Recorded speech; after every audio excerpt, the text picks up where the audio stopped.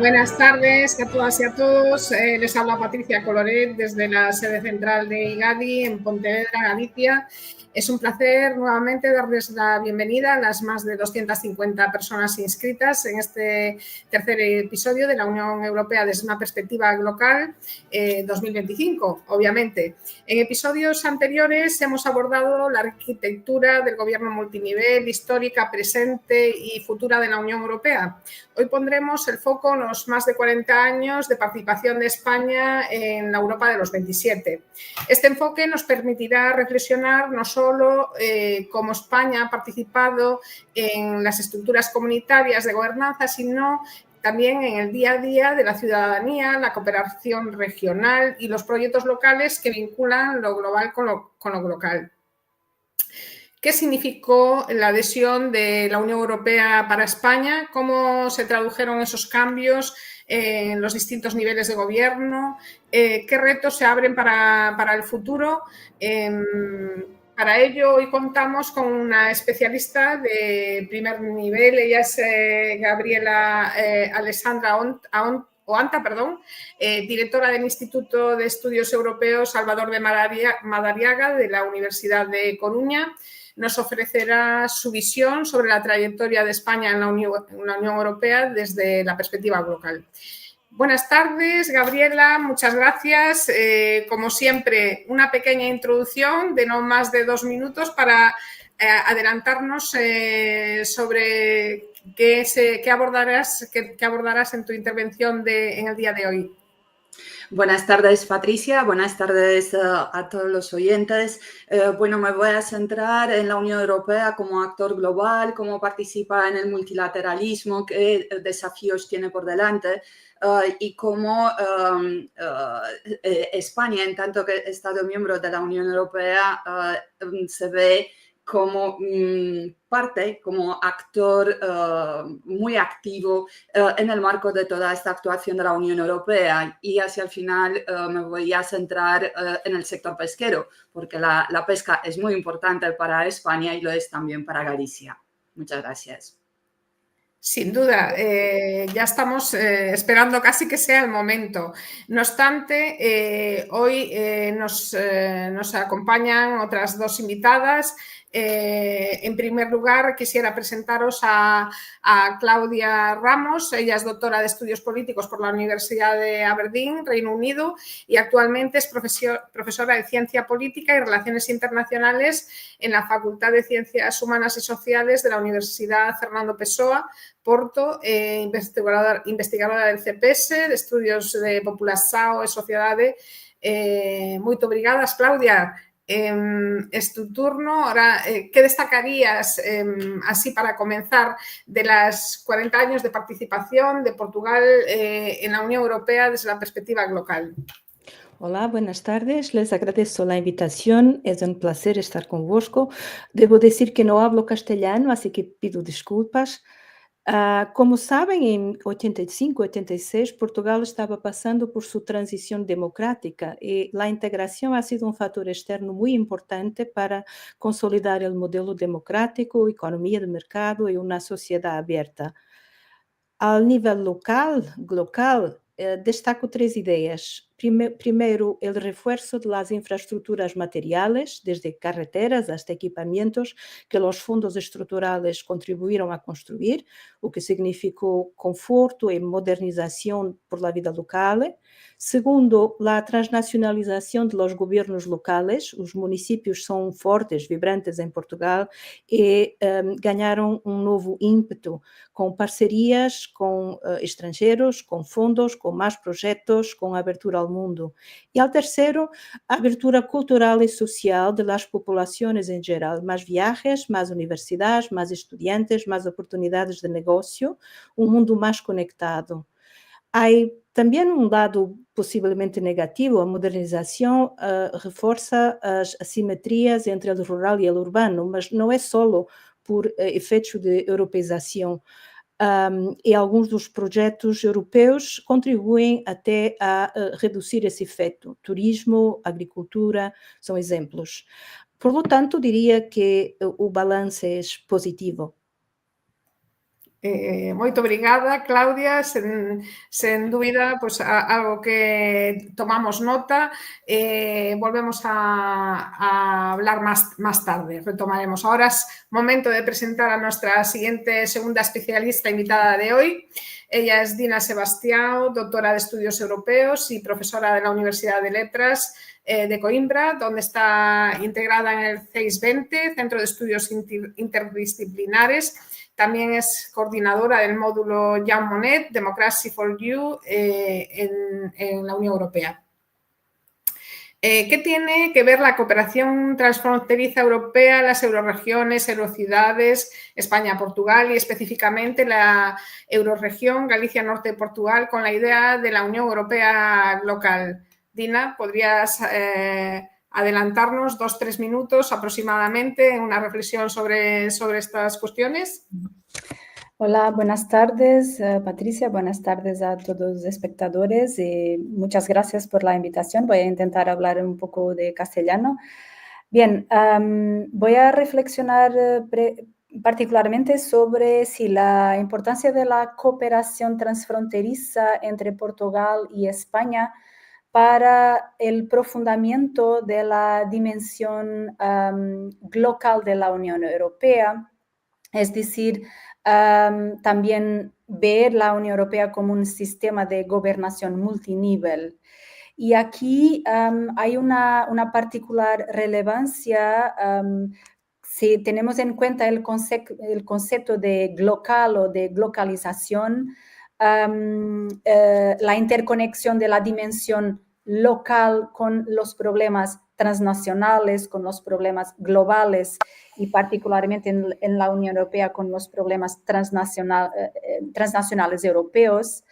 Debo realzar la importancia de la política regional europea creada al final de los años 80 y que ha creado un instrumento particular, un instrumento jurídico supranacional que es el Reglamento Europeo de la Cooperación Territorial Europea, el Reglamento 1082 de 2006.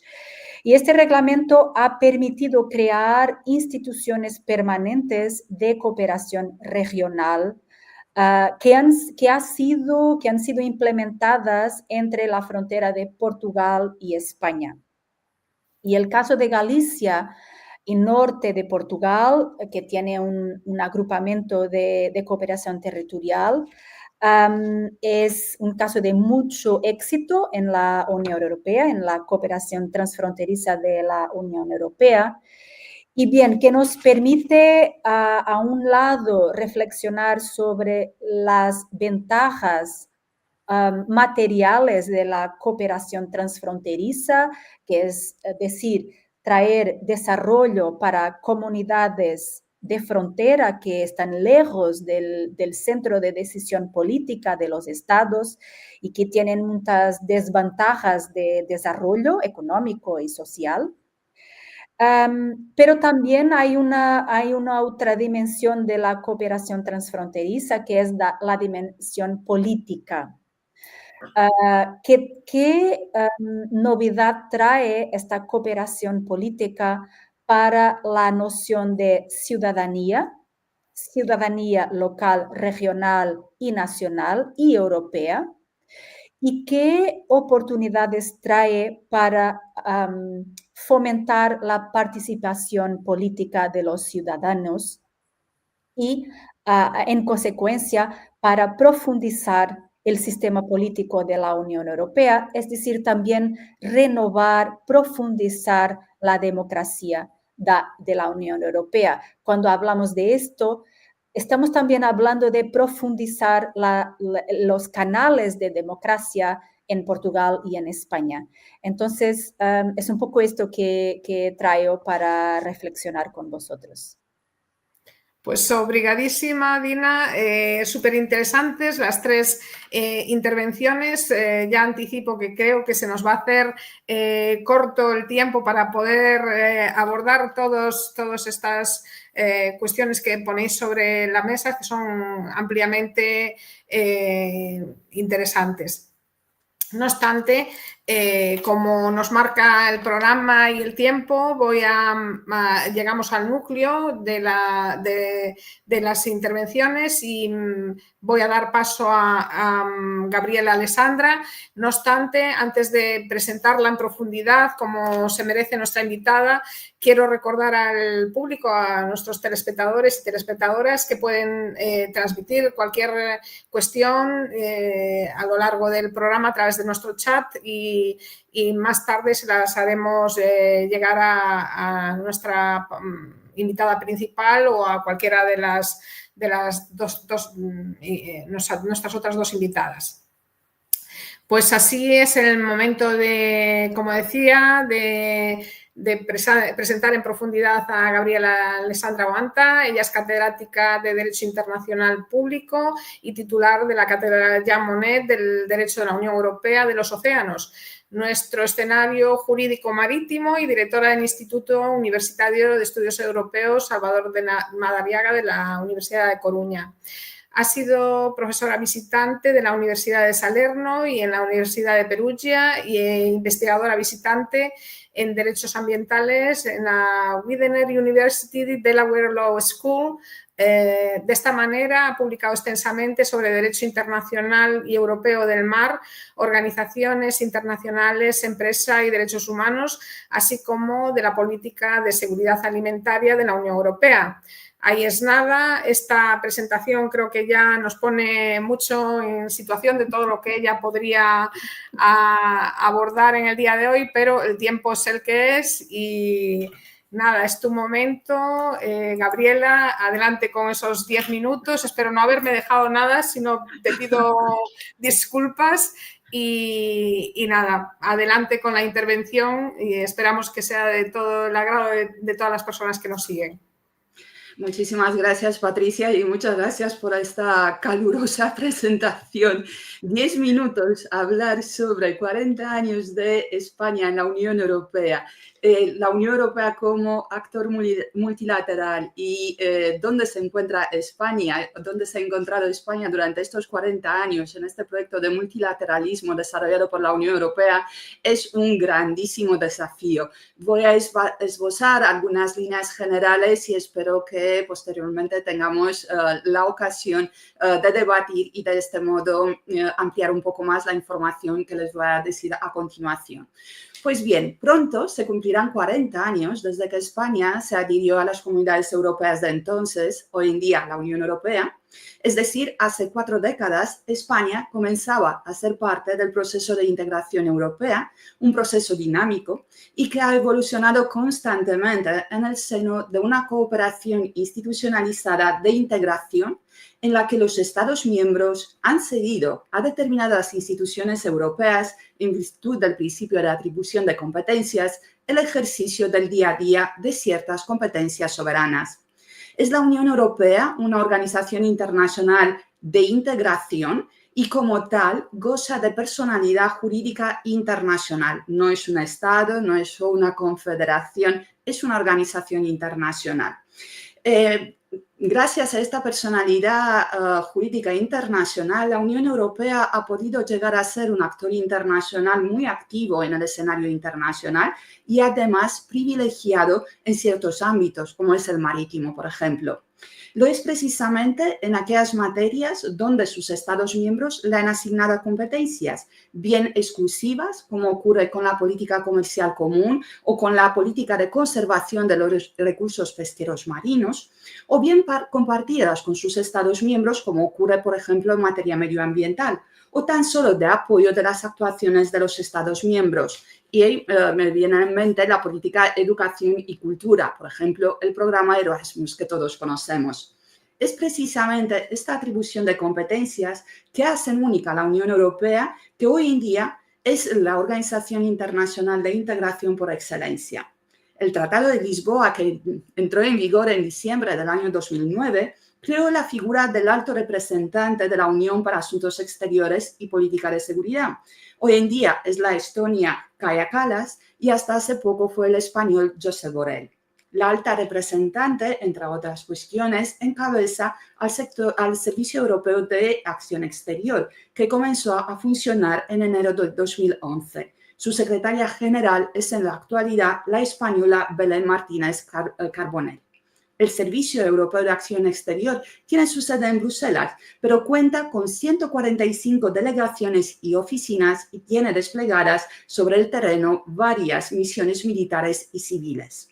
A través de ello, la Unión Europea canaliza sus esfuerzos para proyectar los valores al tiempo que defiende el multilateralismo y el orden internacional basado en normas, el derecho internacional humanitario, la rendición de cuentas, los derechos humanos, la democracia, tan solo por mencionar algunos de ellos. Asimismo, la Unión Europea busca mejorar la resiliencia y la seguridad económica de la Unión a través de la dimensión exterior de las políticas temáticas que ella ha creado y desarrollado. Por ejemplo, aprovecha la inversión de Global Gateway, la financiación para el desarrollo en un enfoque de Team Europe, etc. En relación con estas cuestiones, me gustaría resaltar la participación, la contribución del Servicio Europeo de Acción Exterior para la adopción del Pacto para el Futuro y sus anexos que han sido negociados en el seno de la Cumbre del Futuro, en el seno de, como decía, de las Naciones Unidas en septiembre del año 2024. La Unión Europea participó activamente en su negociación y adopción, a pesar de que la Unión Europea no puede y no es miembro de las Naciones Unidas. De entre las numerosas disposiciones de este Pacto por el Futuro, me gustaría resaltar el deseo de los firmantes de que se constituya un marco global de gobernanza mundial de la tecnología digital y la inteligencia artificial que tan presente está en nuestra vida cotidiana y cuyos efectos estamos lejos de conocer en su totalidad en estos momentos. Otra vertiente de la participación de la Unión Europea es la cooperación con otras organizaciones internacionales. Y aquí podría mencionar la colaboración con el Consejo de Europa, que es otra organización regional creada en el continente europeo, pero que es independiente de la Unión Europea. La participación en las estructuras de G20, la adopción del acuerdo entre la Unión Europea y Mercosur, que de momento no ha entrado en vigor, la colaboración con la Organización Mundial de la Salud, donde ha contribuido decisivamente en la adopción el pasado mes de mayo del tratado pandémico. Y ello a pesar de que la Unión Europea no es miembro de la Organización Mundial de la Salud. Otros ejemplos de cooperación se sustentan sobre una aportación financiera importante por parte de la Unión Europea. Podría mencionar de entre los numerosos instrumentos de financiación al instrumento de vecindad, desarrollo y cooperación internacional, el instrumento de ayuda humanitaria de la Unión Europea, el programa Horizon Europe, el programa Europe Aid. Pero me gustaría sobre todo resaltar, como mencionó Patricia, soy titular de una cátedra Jean Monnet financiada por la Unión Europea sobre el derecho de la Unión Europea de los océanos, que la Unión Europea ha participado activamente en la tercera conferencia de las Naciones Unidas para los Océanos que se celebró en Niza, en Francia, el pasado mes de junio. En tal ocasión, la presidenta de la Comisión Europea, Ursula von der Leyen, lanzó el Pacto por los Océanos, el Pacto de la Unión Europea por los Océanos. Y además, el comisario europeo en esta materia anunció en el marco del mismo foro internacional la creación de un fondo de 1.000 millones de euros para apoyar la conservación de los mares y océanos, la ciencia y la pesca sostenible.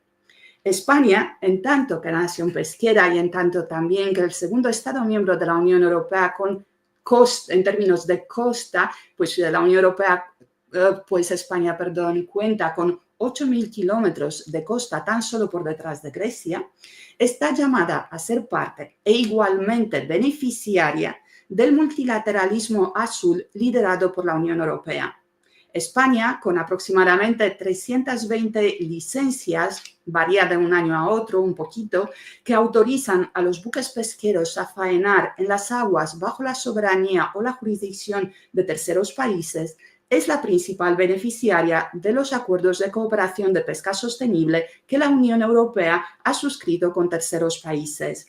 Me parece interesante mencionar que dentro del conjunto de España, la mayor parte de estas 320 licencias se refieren a buques de la flota gallega. Y ello no es de extrañar si se tiene en cuenta que Galicia cuenta con 46-48%, depende del año que se miran las estadísticas, del total de la flota pesquera española. Se trata sin duda de una actividad estratégica en Galicia, en torno a la que se ha ido creando un importante tejido industrial en sectores muy diversos y que tiene grandes vínculos sociales, pues es bien conocido que cada trabajador a bordo de un buque pesquero crea entre 4 y 5 puestos de trabajo en tierra. Pues bien, el sector pesquero español en general y el gallego en particular han vivido intensamente todos los vaivenes acaecidos en el ámbito pesquero europeo. Desde su adhesión a la Unión Europea en 1986, hace 4 décadas, la flota pesquera española o gallega ha conocido cambios profundos y significativos.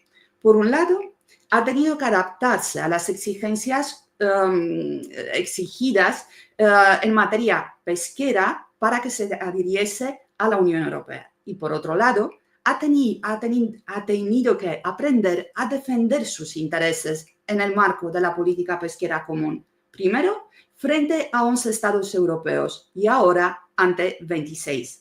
Es por todo ello que considero que el sector pesquero gallego es un muy buen ejemplo de lo que significan los 40 años de España en la Unión Europea. Muchas gracias por su atención. Sin duda, Gabriela, pues una síntesis que ha sido pues, impresionante porque has abordado desde el derecho comunitario cuestiones los mecanismos de financiación y mecanismos de cohesión territorial.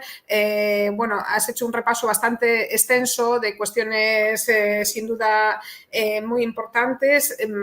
Me agrada especialmente la cuestión de la pesca porque es para Galicia especialmente relevante en términos económicos, pero también en términos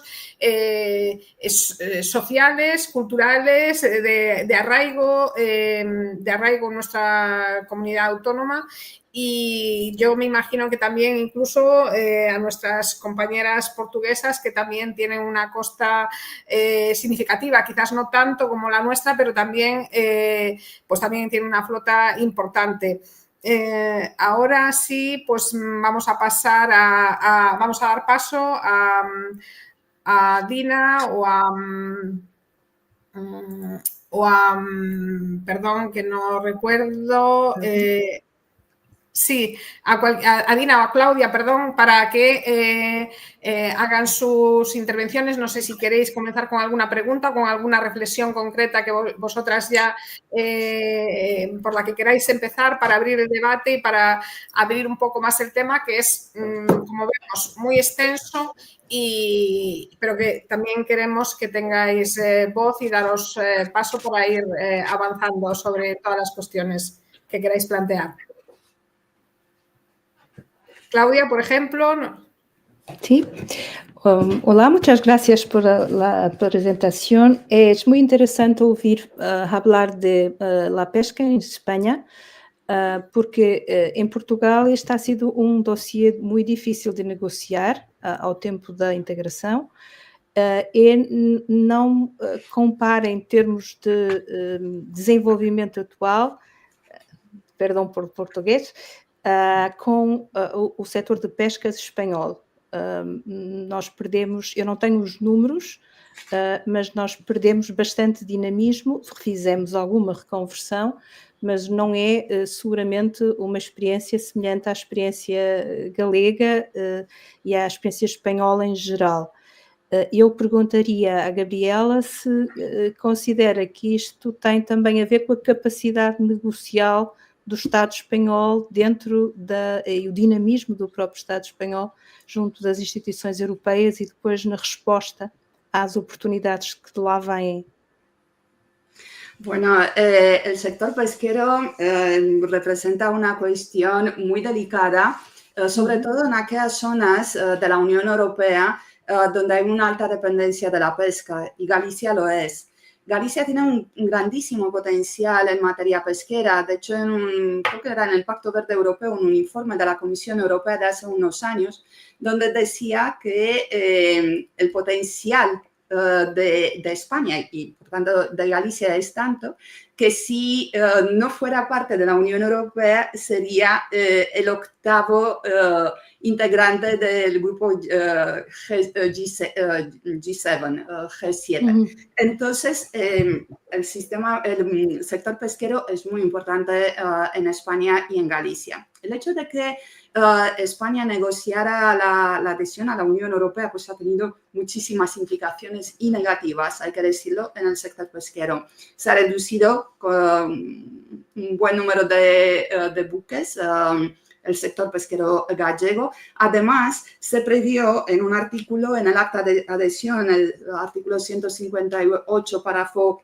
1, en el que se prohibió la pesca de los buques por parte de los buques con pabellón español en el Irish Box, en una zona donde otros países, ya miembros de la Unión Europea, cuando España y Portugal quisieron adherir, tenían y tienen grandes intereses económicos y pesqueros en particular. Hablamos del Gran Sol y ahí hay una larga historia, las implicaciones que hay. Pero la pesca es importante en Galicia y yo creo que España en general y Galicia en particular se ha aprovechado de la política pesquera común. Tenemos la tendencia de mirar solamente los aspectos negativos y sí que son. He mencionado solamente algunos de ellos, pero también la financiación, la posibilidad de tener acceso a zonas de pesca que España de manera individual lo hubiera tenido más difícil si no hubiera tenido y no tendría el marco general de la política exterior de pesca de la Unión Europea. Yo creo que pertenecer a la Unión Europea ha hecho a España, y creo que no me equivoco diciendo que también a Portugal, más fuertes en el escenario pesquero internacional.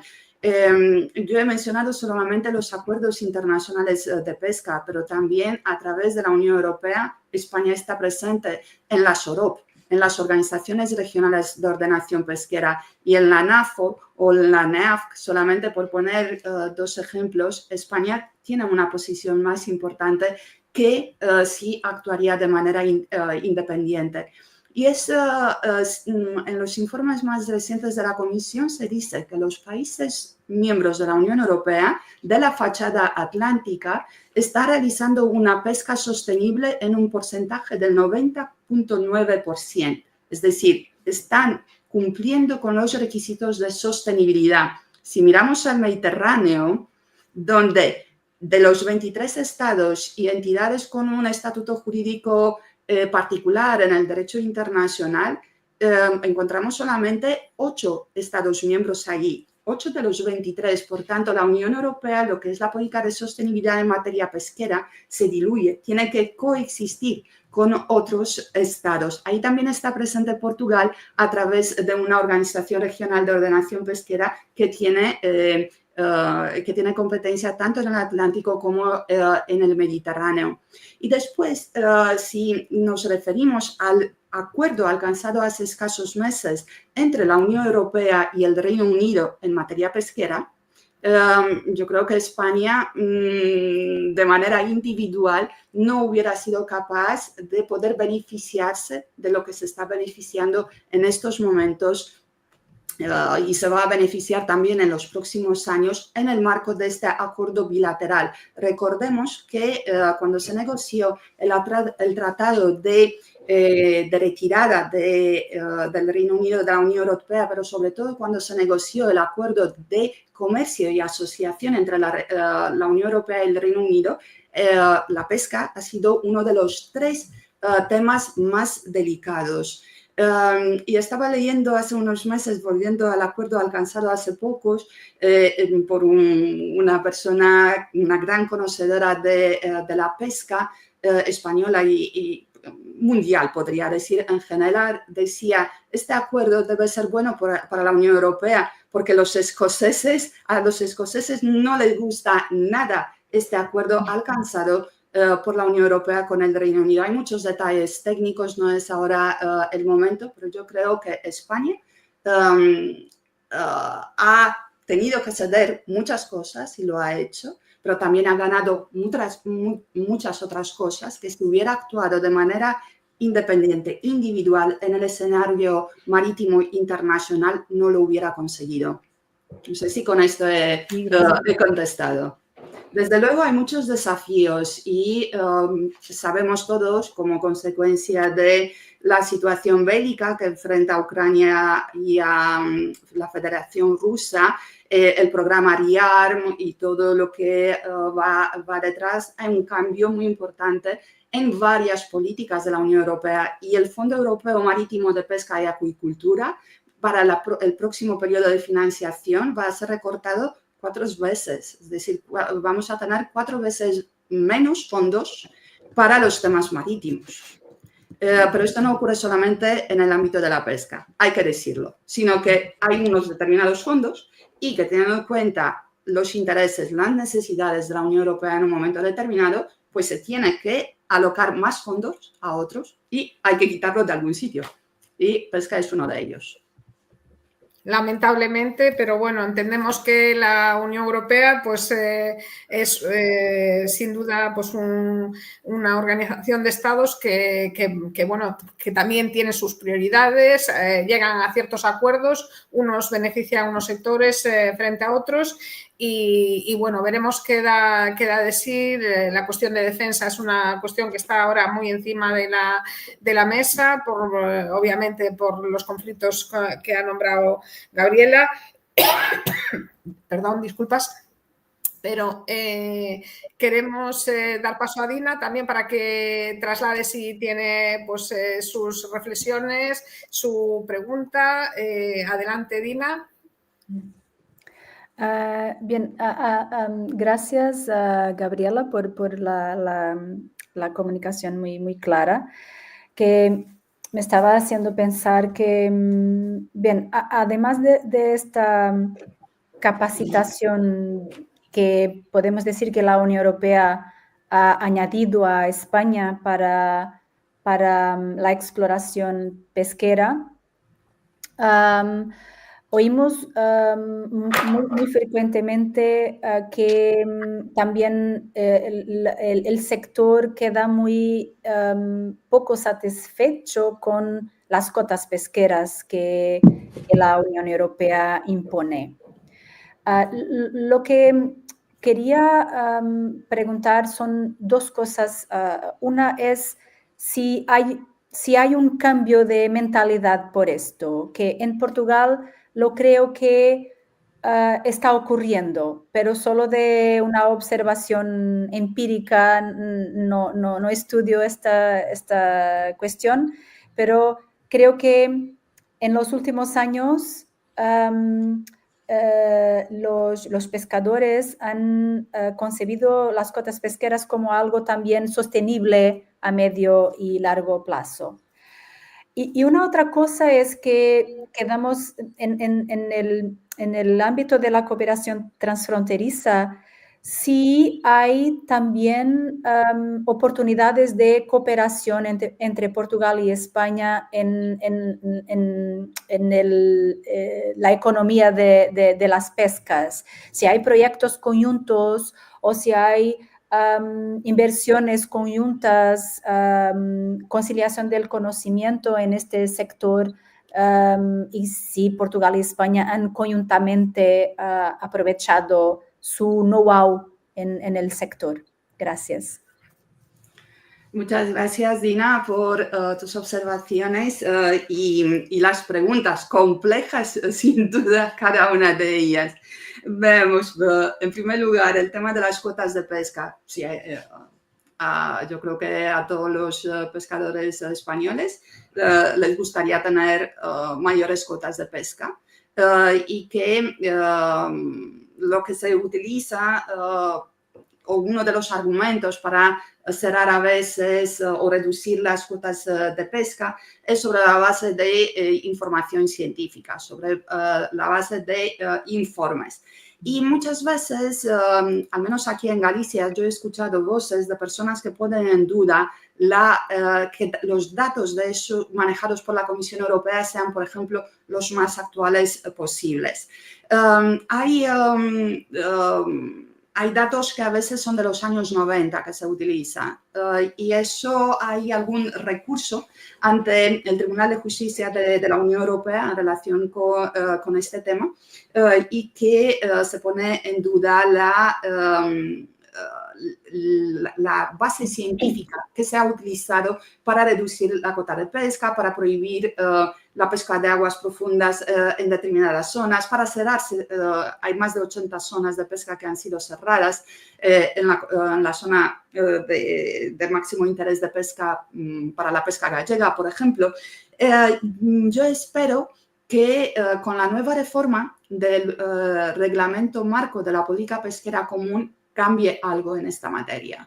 Se espera que a lo largo del año 2026 la Comisión Europea publique la propuesta del nuevo reglamento marco de la política pesquera común, que en la actualidad es el reglamento 1380/2013 y que tenía que haber sido reformado ya desde hace varios años.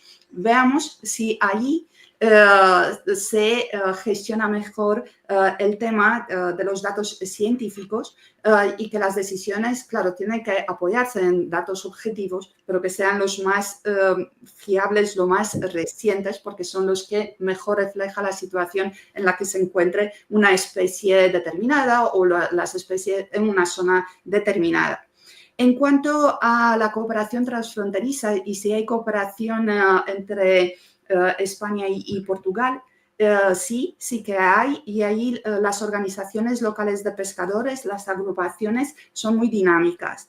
Hace como 3 semanas participé en un congreso internacional organizado por la Asociación Internacional de Derecho del Mar en Italia, en Procida, y ahí participaron 2 biólogos portugueses de un instituto de estudios marinos que se encuentra en Faro y, si no me equivoco, dependen de la Universidad de Lisboa. Y ponía, precisamente uno de ellos, ponía ejemplos y un pequeño video de la colaboración entre los 2 países y cómo alguna organización de productores de aquí de España había apoyado con el know-how a los colegas de Portugal.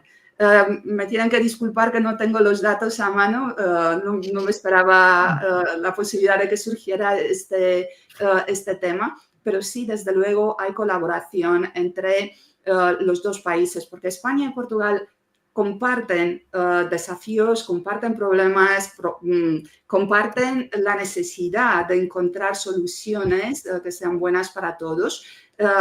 Se parece muchísimo el norte de Portugal y no solamente, digamos, con Galicia, y creo que los productores, lo que son las gentes del mar, tanto de España como Portugal, persiguen los mismos objetivos y son los primeros en tener interés de que esta actividad sea sostenible y que exista, ¿no? Porque se dice tanto que el pescado es parte de la seguridad alimentaria del ciudadano europeo que a veces eso, bueno, es una cuestión que se puede discutir. Uh-huh. Muchas gracias. Pues gracias a las 3 por vuestras intervenciones. Ahora vamos a dar paso a algunas de las preguntas del público porque tenemos ya varias en el chat y voy a empezar por la última porque me parece que es la más para llevar un poco un hilo conductor. Nos pregunta Nerea Pérez qué importancia consideran que tiene la capacidad de España y Portugal para defender intereses conjuntos en la Unión Europea. ¿Qué margen consideran que tenemos que existe de mejora en el ámbito de la coordinación por la experiencia que podáis tener al respecto? No sé si queréis contestar cualquiera de vosotras. Dina... o por vuestra experiencia en ámbito de cooperación territorial. ¿O Claudia? ¿Puedo empezar? Sí, por favor, Dina, adelante. Una reflexión y mis colegas lo continuarán. Bien, yo creo que en el ámbito teórico, Portugal y España tienen, si se compatibilizan en sus intereses y esto acontece muchas veces, tienen capacidad de influenciar la Unión Europea, no solamente al nivel gubernamental, pero no solamente los 2 únicos tienen que hacer alianzas más amplias con otros Estados miembros, porque el problema es que para lograr una votación, si hablamos en lograr con decisiones en la Unión Europea que son tomadas al nivel intergubernamental en el Consejo de la Unión Europea, pero también en codecisión con el Parlamento Europeo, algunas de las áreas políticas que son decididas por los dos órganos de las dos instituciones de la Unión Europea. Si hablamos al nivel intergubernamental, Portugal y España tienen que hacer alianzas más amplias para que tengan la capacidad de influenciar la decisión. Y esto acontece en las negociaciones variadas en la Unión Europea. Yo puedo dar un ejemplo que es pasado, pero que nos elucida sobre lo que podemos hacer en el futuro y que es una estrategia que los Estados miembros usan a menudo para lograr sus intereses en la negociación intergubernamental de la Unión Europea. En los años 90, final de los años 80, inicios de los años 90, los gobiernos de los dos países, Portugal y España, tenían gobiernos diferentes de diferentes partidos políticos, España socialista y Portugal centro-derecha, del Partido Socialista Democrático, que es de centro-derecha. Y bien, pero se estaba negociando el paquete de los fondos de la política de cohesión regional de cohesión europea y era muy importante que hubiera un gran aumento del orzamiento europeo para que fuera canalizado para los fondos estructurales de Portugal y España y Grecia. Y bien, que a la época Felipe González ha sido muy activo en la negociación y en usar su poder de veto para lograr en las negociaciones. Y ha sido un poco en concertación con la posición portuguesa también. Entonces, este es un caso que no siempre Portugal y España se quedan unidos porque a veces los intereses son divergentes y es natural que sean porque, además que hay cosas en común, hay también diferencias, pero hay cosas en común y si los estados tienen una estrategia política de negociación y consiguen lograr alianzas más amplias, lo consiguen en el Consejo de la Unión Europea. La otra dimensión es la dimensión del Parlamento Europeo, que tiene más que ver con dinámicas políticas y de los partidos políticos en el Parlamento Europeo. Bien, pero dejo para más tarde, porque eso pasa también por una mayor concertación y cuestión ideológica de los partidos al nivel supranacional de la Unión Europea, que es posible, a veces difícil, pero que se tiene de alguna forma conseguido alguna cohesión ideológica. Y aquí no es tanto el interés nacional, pero a veces más el interés ideológico en ciertas cuestiones en el Parlamento Europeo, pero tiene que ver con las características del Parlamento Europeo en la Unión Europea. Interesante esta vertiente de bueno, pues por un lado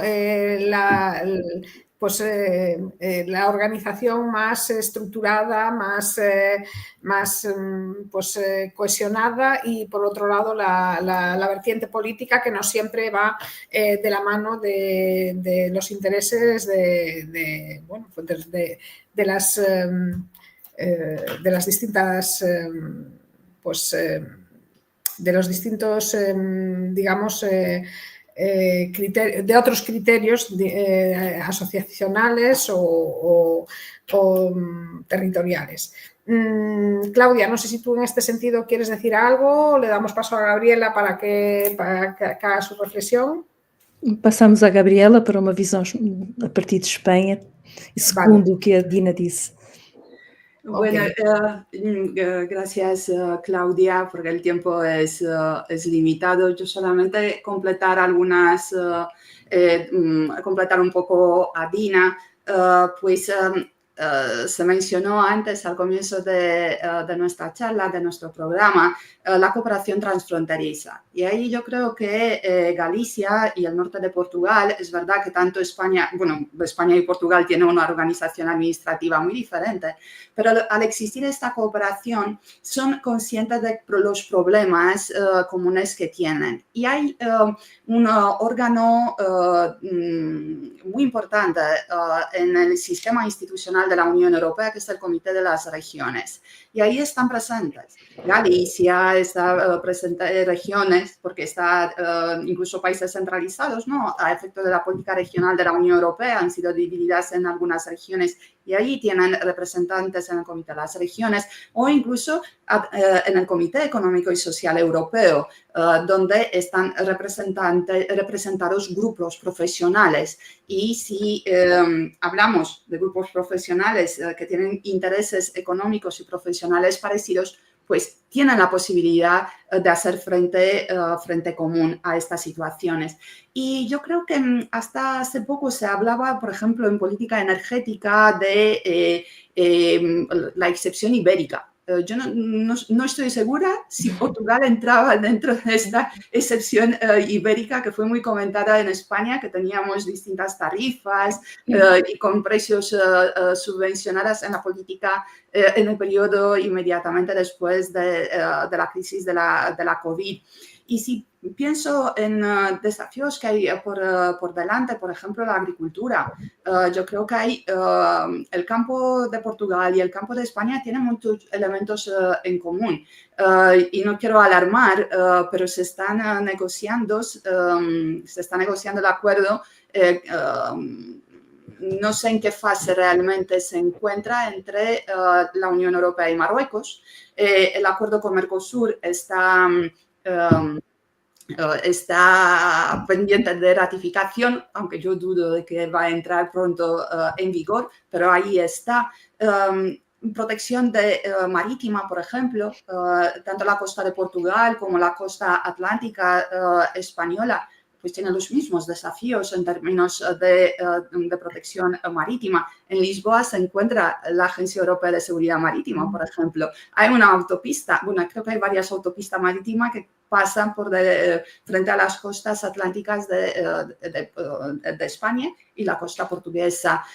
Yo creo que hay muchos elementos en común, pero como bien dijo Dina, se trata de un elemento muy importante, que es el político.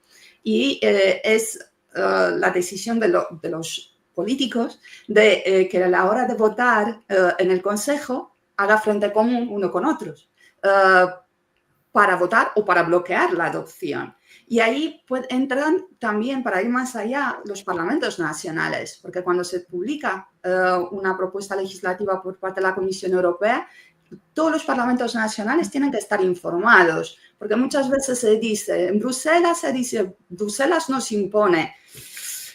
Sí, el reglamento se adopta en Bruselas por el Consejo del Parlamento Europeo, pero los estados, empezando por los parlamentos nacionales, han tenido la oportunidad de intervenir de alguna manera, de participar, de decir su punto de vista, de negociar, de buscar puntos en común con otros. Es, desde luego, un tema para debatir durante horas. Complejo cómo funcionan los contrapesos al fin y al cabo y ahí cómo interfieren los papeles regionales, nacionales y supranacionales. Ahora os voy a trasladar una pregunta que nos hace Daniel Palau, nuestro director de IGADI, y él se basa en qué papel pueden desempeñar las lenguas ibéricas habladas en casi todo el planeta, España y Portugal, en un perfil para posicionar la Unión Europea. ¿Qué pensáis sobre esta cuestión?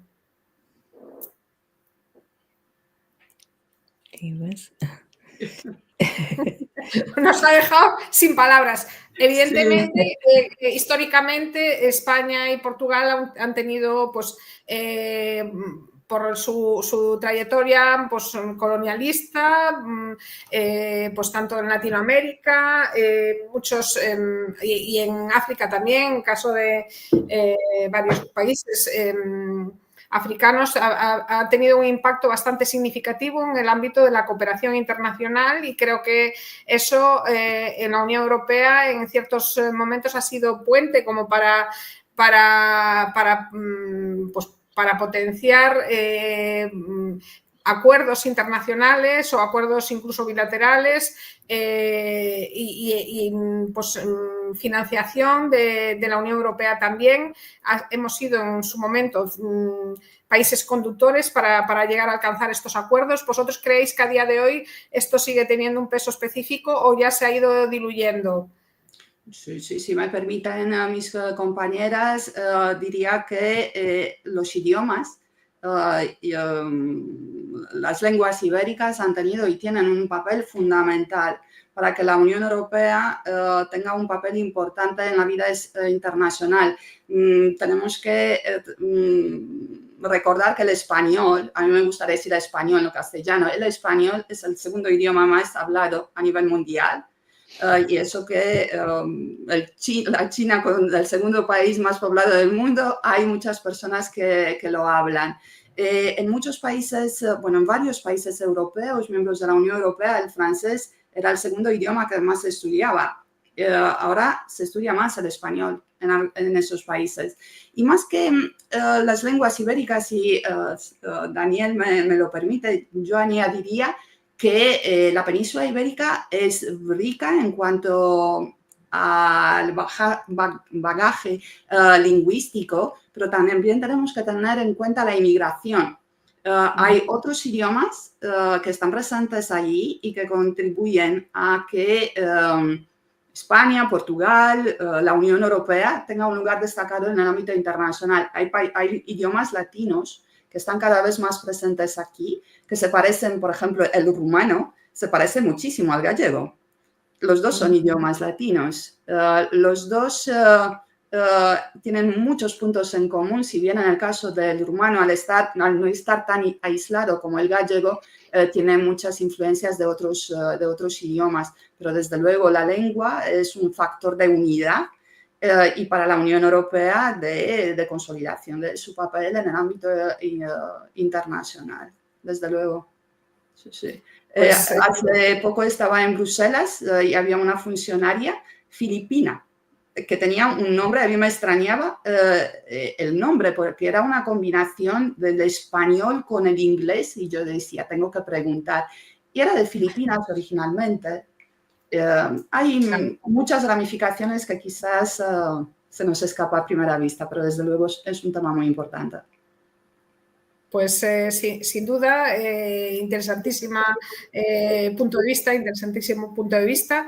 ¿Qué sucede? Que la hora nos ha ido pasando de una manera estrepitosa y ahora voy a quizás trasladaros la última pregunta, pero ya para ir haciendo el cierre, para despediros, que podáis hacer las últimas reflexiones en un par de minutos cada una de vosotras. Os traslado la pregunta, Claudia. Nos dice Berta Landa, ¿cómo ven a España? ¿Ven a España en Europa otros 40 años más? Talvez seja melhor. Perdonad, compañeras, España y Portugal. É melhor eu responder por Portugal. É quase uma pergunta, como se diz em inglês, do wishful thinking. E normalmente as pessoas que estudam integração europeia desenvolvem uma perspectiva, se calhar realista, mas otimista em relação à União Europeia. E a minha convicção, isto já vai para lá do nível académico, é que Portugal, pesem embora os problemas, teve e continuará a ter muita vantagem em estar no modelo como o da União Europeia. Parece-me que a Espanha, sendo maior e eventualmente por isso também mais capaz de ser autónoma, tem ainda assim, como a Gabriela dizia há pouco, muita vantagem, ganha capacidade negocial, ganha escala ao ser parte de um modelo de governação que é multinível por definição e que é muito mais adaptado à dinâmica do nosso mundo contemporâneo. Processos de regressão parecem-me desinteressantes embora estejam em cima da mesa, nós sabemos que sim, mas parecem-me desinteressantes, retrocesso e irão certamente prejudicar muito do que tem sido, apesar de tudo, o nosso viver ameno na Europa. Sí, sin duda ha costado mucho llegar hasta donde estamos. Sería, pues, efectivamente un retroceso.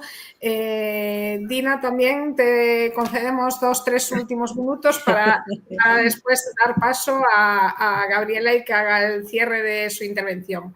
Adelante. Sí, como dijo Claudia, para los académicos es muy delicado hacer futurología, pero en la integración europea es más delicada aún porque hace unos años nadie creía que habría un Estado que quedara fuera de la Unión Europea, pero eso ha sucedido. El Reino Unido ha salido de la Unión Europea. Y aquí pienso que puedo hablar un poco por Portugal y España, que la Unión Europea ha sido tan importante para consolidar la democracia de los dos países y actualmente los dos países se ven, como muchos en la Europa, frente a nuevos partidos que desafían los valores democráticos y que desafían este nivel de poder supranacional. Pero no olvidando que estos son desafíos muy serios y que también la Unión Europea tiene que mejorar su respuesta política, mejorar el funcionamiento de sus instituciones, quedarlas un poco más democráticas. No olvidando esto, yo pienso también que a la hora de plantear medidas concretas para el futuro de sus países, estos partidos quedarán sin argumentos para contrariar las ventajas que Portugal y España tienen en estar en la Unión Europea y tienen tenido todos estos años, que es capacitar su dimensión de soberanía en el sistema internacional, que es poder cooperar mucho más eficazmente y profundamente entre sus regiones, entre los varios países, en un mundo que no es más de fronteras nacionales cerradas como estos partidos hacen creer.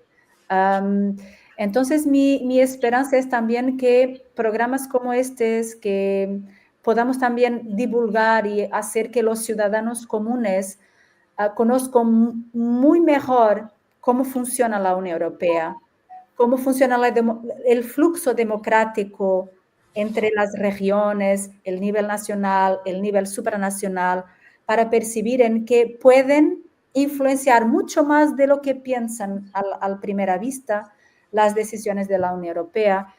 Y bien, si todos logramos en hacer esto, creo que podemos tener muchos más años en la Unión Europea.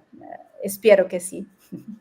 Sí, pues evidentemente la concienciación europea de que somos un grupo de países y que no solo se toman las decisiones a nivel en Bruselas, sino que también los ciudadanos forman parte, o sea, son los receptores, pero también contribuyen a las decisiones al fin y al cabo. Pues ahora, Gabriela, tu turno para responder a la cuestión. Tendremos otros 40 años de España y Portugal y ya pues otros 2 o 3 minutos que tú, pues, donde puedas aportar lo que consideres sobre la pregunta o sobre cualquier otra cuestión que quieras remarcar. Muchas gracias. Gracias a ti, Patricia. Entiendo que la pregunta se refiere de España en la Unión Europea, porque en Europa estamos desde hace mucho tiempo y seguiremos aquí. Obviamente. Yo creo que si la Unión Europea existe aún dentro de 40 años, España y Portugal estarán allá.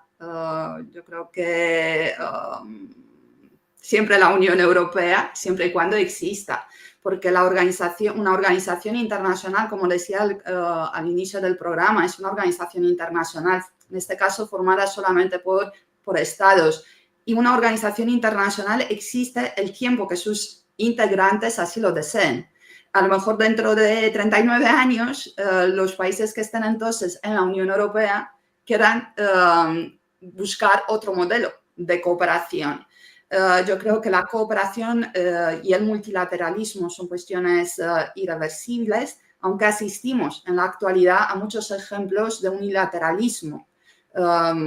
Se podría hablar de multilateralismo versus unilateralismo, o de un mare liberum versus un nuevo mare clausum, si me voy al entorno marítimo.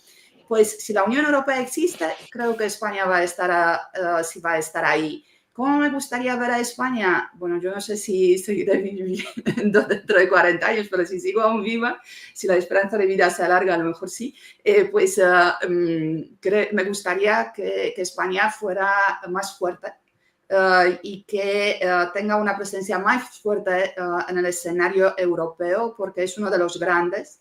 Si miramos en términos de territorio, en términos de población, en términos económicos, la fuerza del idioma. Yo creo que en los últimos años España ha perdido peso a nivel de la Unión Europea y con la jubilación de muchos funcionarios de alto nivel que han entrado en los años 80 a la Unión Europea, creo que han sabido aprovechar esos huecos otros países mejor que España.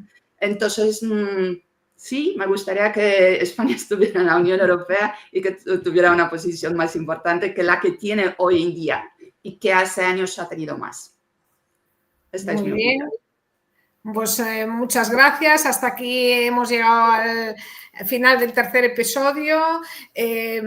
Como también hemos visto el aumento sostenido de la cooperación España-Portugal en las últimas décadas, se asientan las democracias y la participación conjunta en la Unión Europea.